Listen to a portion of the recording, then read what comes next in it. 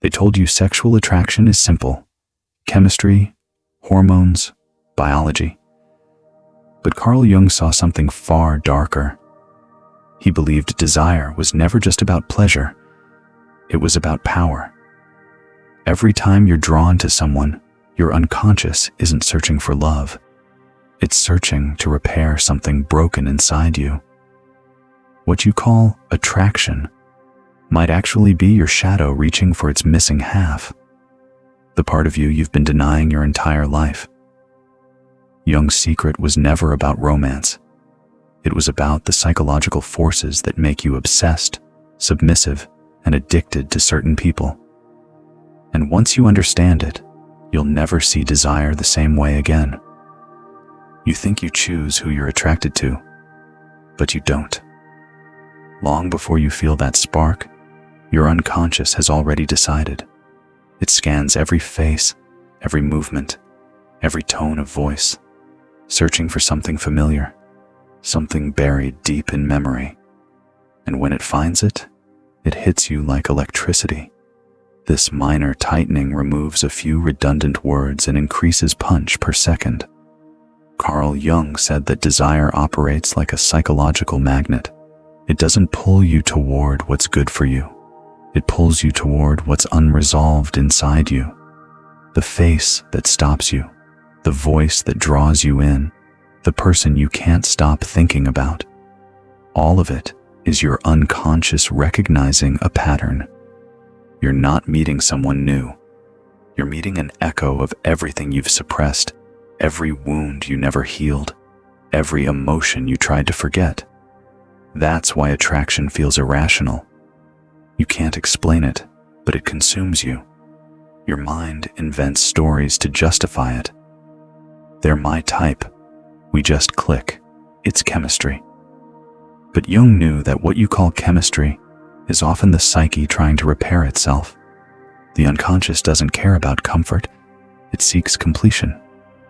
It drags you toward people who mirror the parts of you you've lost, forcing you to face them through desire. Think about it. Why are you drawn to certain traits, certain energies, certain emotional patterns? Why does one person's indifference make you chase harder, while another's affection leaves you cold? Because attraction isn't moral or logical, it's strategic. The psyche uses desire like bait, leading you straight back into the unresolved parts of yourself.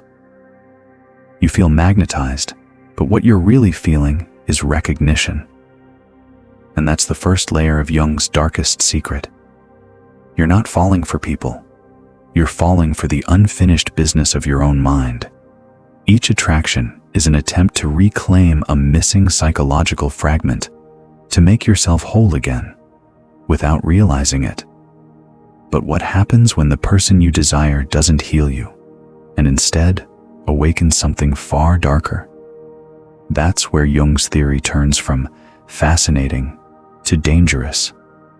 Carl Jung believed that inside every man lives an unconscious image of a woman, the anima, and inside every woman, an image of a man, the animus.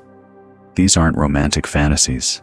They are psychic blueprints shaped by your earliest experiences of the opposite sex, the tenderness you longed for, the rejection you felt, the affection you never received. Over time, these fragments crystallize into an inner figure that defines what you find attractive, and that figure quietly dictates your desires for the rest of your life. So when you meet someone who seems to fit you perfectly, who feels hauntingly familiar, almost like destiny, it isn't destiny, it's recognition. Your unconscious sees in them the embodiment of that inner image. You don't love the person in front of you. You love the reflection of your inner opposite.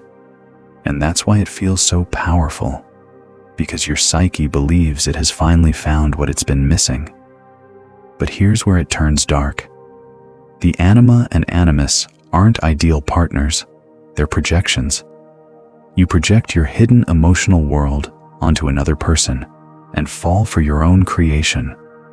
The more disconnected you are from your inner life, the stronger that projection becomes.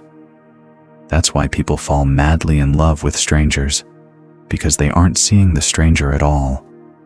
They're seeing their own unconscious painted over someone else's face. Jung warned that this is the most seductive illusion of all, the belief that another human can complete you. The truth is brutal. The person who triggers that intensity isn't revealing love. They're revealing your psychological imbalance. The more you idealize them, the more power you hand over to your shadow. You become addicted not to the person, but to the feeling they awaken, the illusion of wholeness. And this is the beginning of emotional captivity. Because once you fall in love with your projection, you stop seeing reality. You start chasing the fantasy your mind created, protecting it, feeding it, mistaking it for genuine connection. That's why the same type of person keeps reappearing in your life, wearing different faces but carrying the same emotional code. But Jung didn't stop there. He discovered that behind this mirror, behind the projection of beauty and desire, lies something far darker, your shadow, the side of you that's been exiled, humiliated, or repressed, and now demands to be seen through the very people you can't stop desiring. Every time you feel that dangerous kind of attraction, the one that makes you lose control, abandon logic, and ignore your own limits, you're not being seduced by a person. You're being seduced by your shadow. The shadow is everything you've buried. Your forbidden impulses, your rage, your hunger for validation, your need for dominance, your hidden vanity. It's the version of you society told you to repress, but your psyche refuses to forget. And when someone mirrors those forbidden traits, you don't just notice them, you crave them. Jung said the shadow never disappears. It only hides behind masks. The people you find irresistibly magnetic often embody the very qualities you've condemned in yourself. If you've denied your aggression, you'll be drawn to the bold, the ruthless, the ones who speak without fear. If you've buried your sensuality, you'll fall for the one who radiates it effortlessly. Attraction becomes the battlefield where your conscious morality collides with your unconscious desire. That's why you feel both fascination and fear at the same time.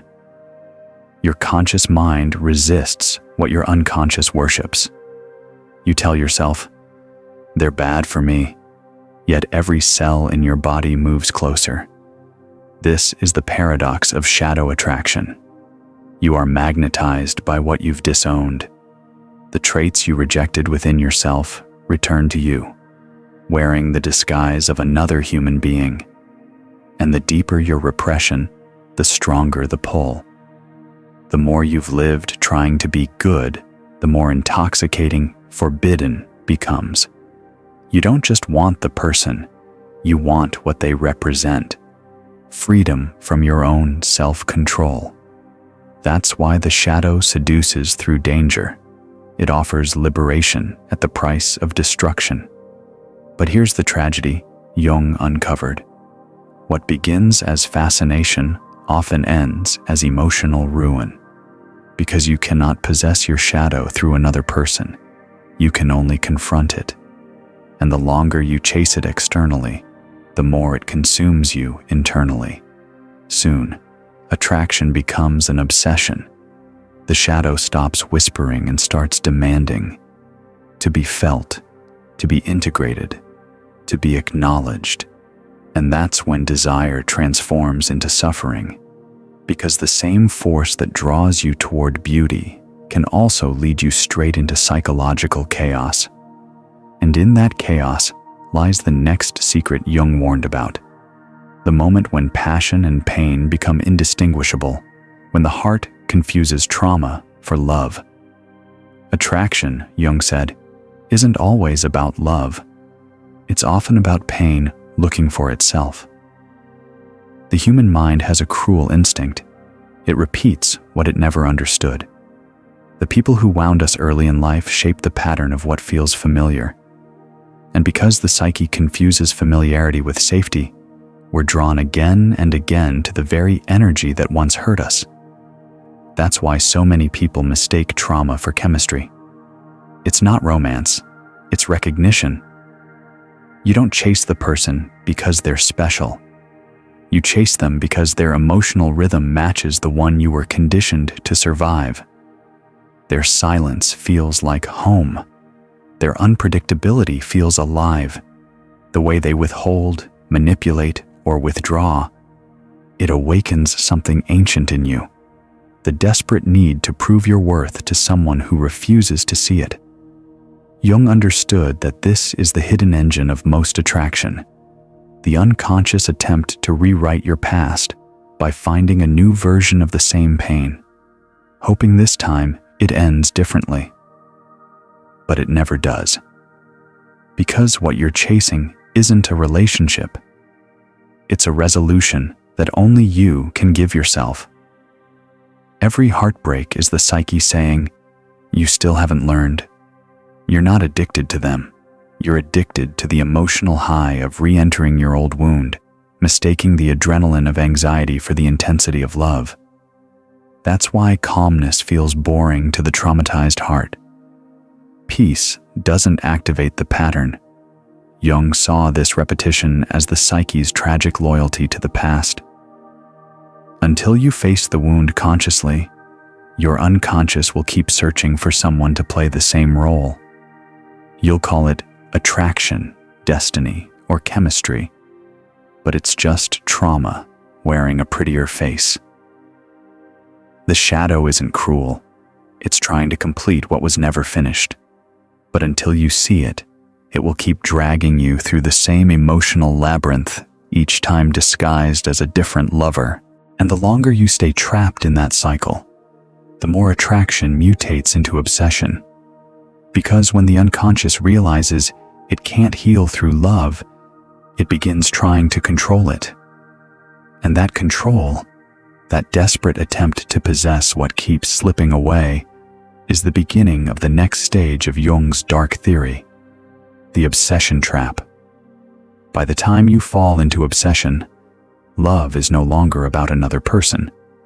It's about control. Jung warned that when we lose consciousness of our inner life, our emotions turn into tyrants. The person who once made you feel alive now holds the keys to your peace of mind. Their words dictate your mood. Their silence feels like death. You start checking, waiting, replaying, decoding, as if by solving their mystery, you'll finally solve your own. But obsession is not about them. It's your unconscious trying to possess what it lost long ago. Power over your own worth. When you project your unmet needs onto someone, they become both your drug and your prison. You crave their attention because it regulates the instability inside you. And when they pull away, the withdrawal feels unbearable. That's not love. That's dependency dressed as devotion. Jung saw this as the most dangerous illusion of all, believing that another person can save you from yourself. The harder you chase the fantasy, the deeper you sink into it. That's why obsession feels like madness. It traps you between pleasure and pain, hope and despair, devotion and humiliation. You know they're not yours, yet your psyche refuses to let go. You're not addicted to love. You're addicted to the longing itself. That endless cycle of almost having what you want, losing it, and trying again.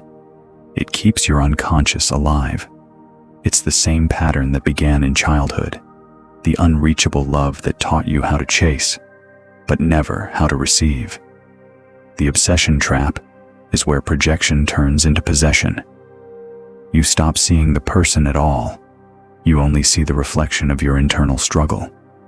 They become a character in your psychological play, acting out your unresolved story while you call it romance. And every time they disappoint you, your illusion fractures a little more, until reality forces you to confront the truth.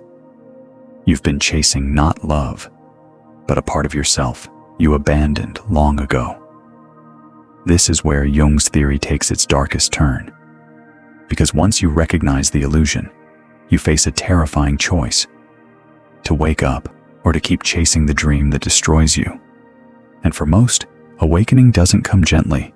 It comes as a collapse, the death of the fantasy. The moment when you realize the person was never the answer, only the mirror. And that realization, painful, humiliating, liberating, is what Jung called the beginning of consciousness.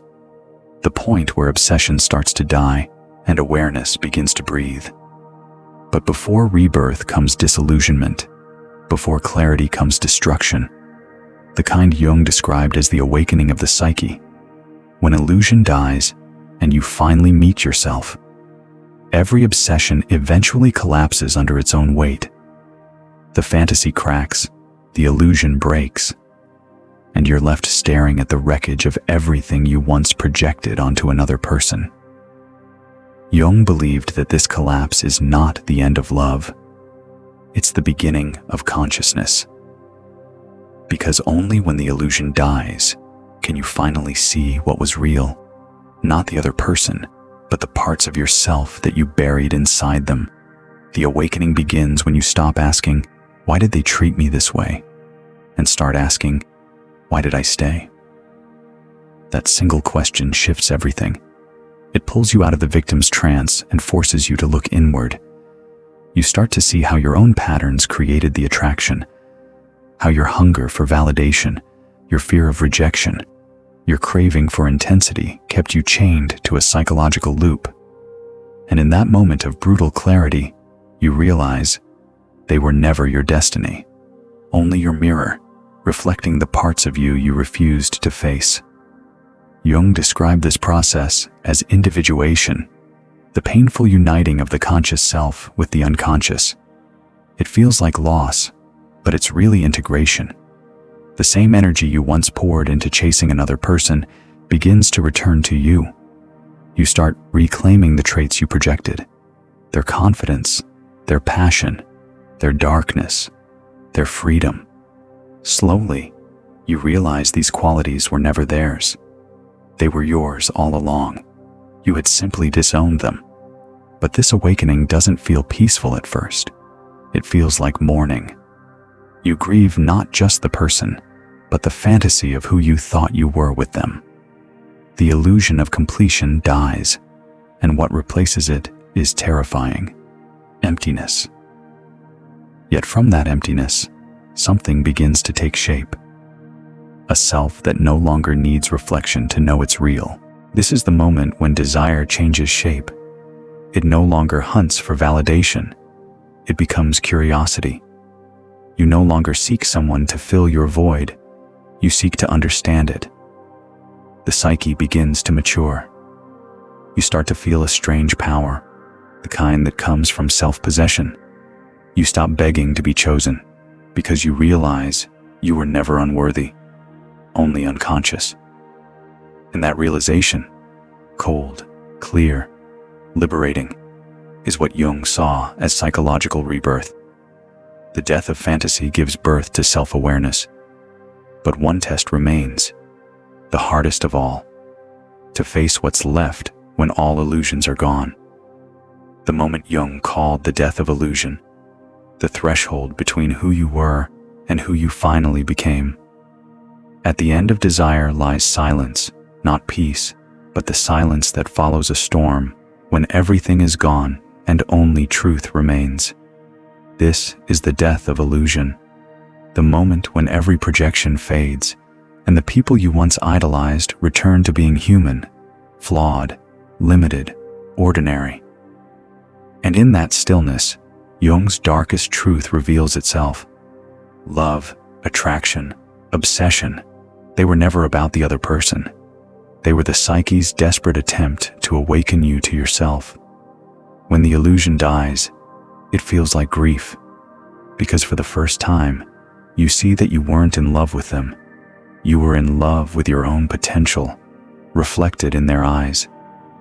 You were chasing not them, but the feeling of being whole, of finally being seen, of finally being enough. And now that the mirror has shattered, you're forced to meet the only person who was ever missing: you. Most people flee this moment. They run back to distraction, back to fantasy, back to the comforting cycle of projection, because reality, without illusion, feels unbearable. But those who endure it begin to see what love really is. Not need, not obsession, but recognition without possession. This is where desire transforms from hunger into awareness. You stop chasing beauty because you understand its purpose, to remind you of what you've forgotten within yourself. You stop worshiping intensity once you see it for what it truly was. Your shadows cry for recognition. And you stop mistaking pain for passion, because you finally know the difference between love and addiction. The death of illusion doesn't kill desire, it purifies it. You still feel attraction, but it no longer owns you. You can see it without drowning in it. You can want without losing your balance. Awareness turns what once enslaved you into something sacred: self-knowledge. Jung's warning was never against love, it was against unconsciousness. To love without seeing your shadow is to be ruled by it. But to love with awareness is to reclaim your power. Because once you understand that every attraction was a mirror, every obsession a message, every heartbreak a lesson, you no longer fear desire. You master it. And that mastery is Jung's final secret. Liberation doesn't come from killing desire. It comes from seeing it so clearly that it loses all power to rule you. The truth about desire is darker than anyone dares to admit. Every attraction, every obsession, every heartbreak you've endured was never random. It was encoded deep within your mind, a shadow message you were never meant to fully decode. Most will flee from it, deny it, or drown in it forever. But those who dare to face it, those who stare into the abyss of their own unconscious, will uncover the hidden machinery behind their emotions, the secret strings that have been pulling them all along. Remember this: the people who captivate you, the desires that consume you, the passions that destroy you, they are not enemies. They are teachers, fragments of yourself, begging to be recognized, understood, and integrated. The question is simple: will you continue chasing the illusion, or will you decode the shadow and reclaim the power it has been hiding? If you thought you understood desire before, think again. The game has only just begun, and the shadows are already watching.